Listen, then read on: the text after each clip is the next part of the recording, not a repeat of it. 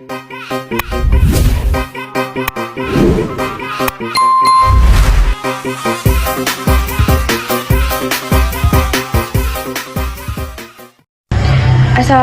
warahmatullahi wabarakatuh. Perkenalkan, nama saya Certo Zahra, saya dari kelas 2E Prodi Manajemen Fakultas Ekonomi dan Bisnis. Di sini saya akan menjelaskan tanggung jawab amanah dalam manajemen. Nah teman-teman, sebelum kita masuk ke materinya, kita harus tahu dulu nih, apa sih itu amanah?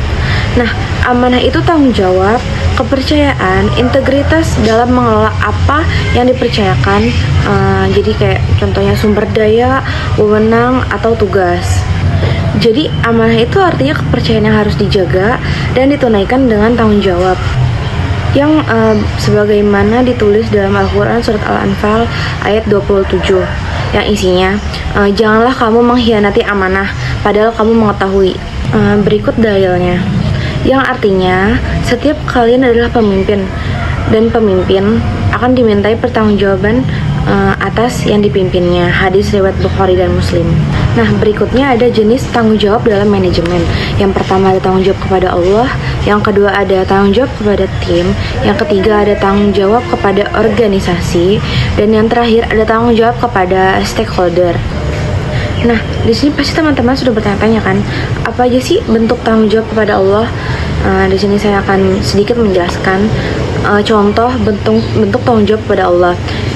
Menurut dari Al-Quran surat An-Nisa ayat 58, di situ menjelaskan bahwa contoh bentuk tanggung jawab kepada Allah, yang pertama ada menjauhi korupsi, terus ada nepotisme dan juga jolim. Dan yang kedua tanggung jawab kepada tim. Apa aja sih bentuk tanggung jawab kepada tim? Jadi ada memenuhi hak anggota, jadi adil, terus pelatihan dan juga perlindungan. Nah, yang ketiga ada tanggung jawab kepada organisasi. Itu juga bisa dibentuk dalam efisiensi sumber daya, transparansi keuangan. Dan yang terakhir ada tanggung jawab pada stakeholder. Ini contohnya kayak pelanggan, masyarakat, dan lingkungan. Selanjutnya ada contoh praktik amanah Rasulullah SAW. Yang pertama ada distribusi harta, yang kedua ada musyawarah, dan yang terakhir ada akuntabilitas. Kita jelasin satu-satu ya. Jadi yang pertama ada distribusi harta. Jadi Rasulullah SAW mendistribusikan harta Baitul Mal dengan adil dan tercatat. Yang kedua musyawarah. Jadi Rasulullah SAW meminta pendapat sahabat dalam keputusan strategis waktu perang Khandaq. Jadi yang terakhir ada akuntabilitas, dengan sabdanya, orang yang berkhianat akan diberi bendera di akhirat sebagai tanda pengenal. Hadis riwayat Muslim. Selanjutnya juga tercantum dalam Al-Quran surat Al-Baqarah ayat 283 yang isinya, jika sebagian kamu mempercayai sebagian yang lain, maka hendaklah yang dipercayai menunaikan amanahnya. Nah, apa sih dampaknya melalaikan amanah itu?